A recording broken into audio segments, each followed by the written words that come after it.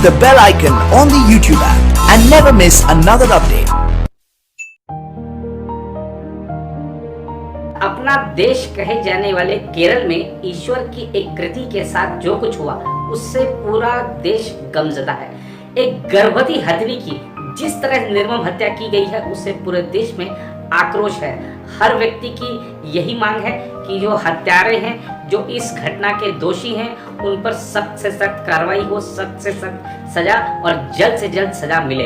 निरीह प्राणी के साथ जिस तरीके का व्यवहार किया गया वो सभ्य समाज में उसके लिए कोई स्थान है ही नहीं। इस बीच एक बड़ी खबर आ रही है केरल से कि इस पूरे मामले में शामिल एक व्यक्ति को गिरफ्तार किया गया है।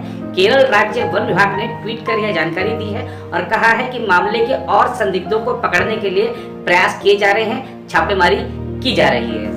उधर इस घटना की देश भर में व्यापक स्तर पर आलोचना हो रही है। केंद्रीय पर्यावरण मंत्री प्रकाश जावड़ेकर और भाजपा सांसद पूर्व केंद्रीय मंत्री मेनका गांधी ने भी घटना की निंदा की है। वन विभाग के सूत्रों ने गुरुवार को बताया था कि हथनी की मौत के संबंध में 3 संदिग्धों से पूछताछ की जा रही है और 2 अन्य संदिग्धों की तलाश की जा रही है। विभाग ने हालांकि कहा था कि ऐसे कोई प्रमाण नहीं है कि पटाखों से भरा अनानास खाने के कारण हथनी के निचले जबड़े को नुकसान हुआ और विभाग ने यह कहा था कि यह महज एक संभावना हो सकती है। लेकिन केरल के पलक्कड़ में विस्फोटक से भरे अनानास खिलाए जाने के बाद हथनी की मौत पर पूरे देश में आक्रोश है।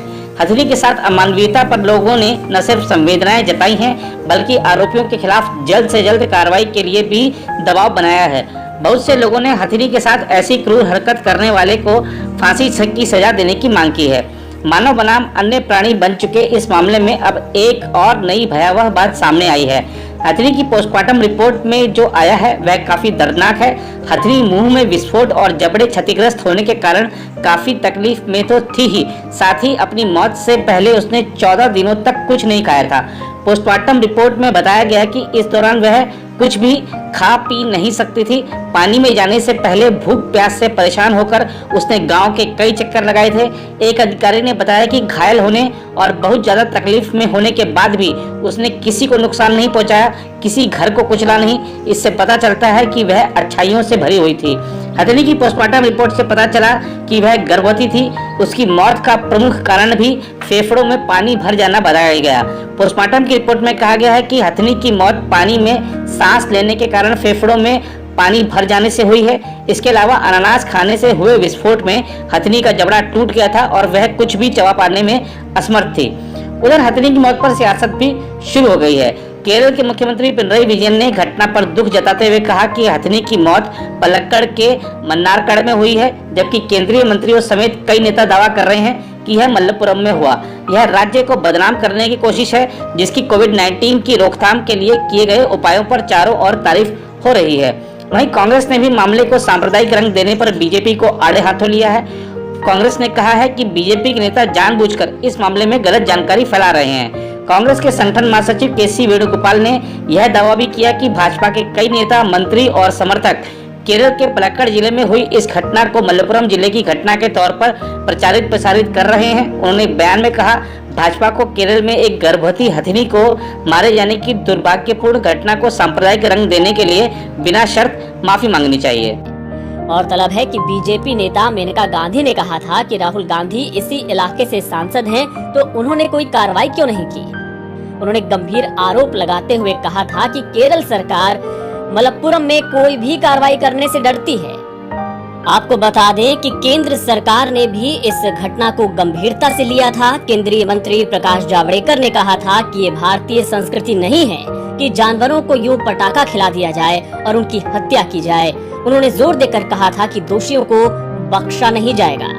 इस तरह की अमानवीयता भारतीय संस्कृति में है ही नहीं। जिसने भी किया है ये कृत्य वो घोर अमानवीय है और मानवता के लिए कह सकते हैं कि मानवता के विरुद्ध में एक बड़ा अपराध है जिसकी सजा निश्चित रूप से मिलनी चाहिए।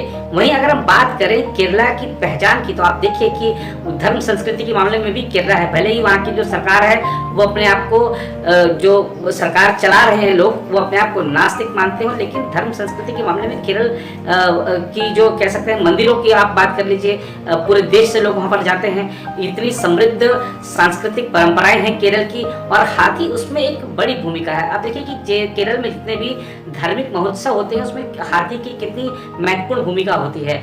और हाथी केरल टूरिज्म की आप वेबसाइट पे देखिए, केरल टूरिज्म के जो विज्ञापन होते हैं उसमें आप देखिए कि हाथी को किस प्रमुखता के साथ दिखाया जाता है। तो हाथी कमाने के लिए तो आपके लिए जरिया है, लेकिन आप उसके साथ इस तरीके का व्यवहार करते हैं तो ये बिल्कुल कह सकते हैं कि ये इसकी इजाजत नहीं मिलनी चाहिए, ऐसे आगे ना हो। इसके लिए चाहे राज्य की सरकार हो चाहे केंद्र की सरकार हो, कुछ सख्त प्रावधान करने चाहिए।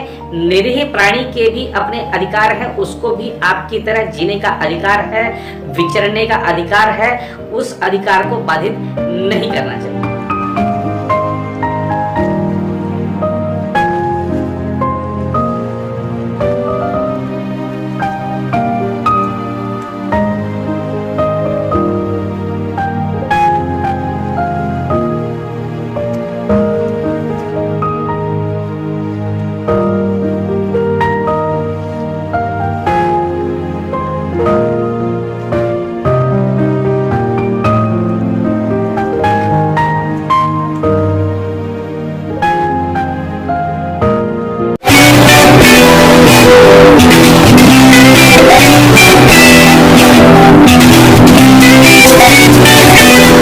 मेरे चैनल से जुड़ने के लिए लाइक सब्सक्राइब करें।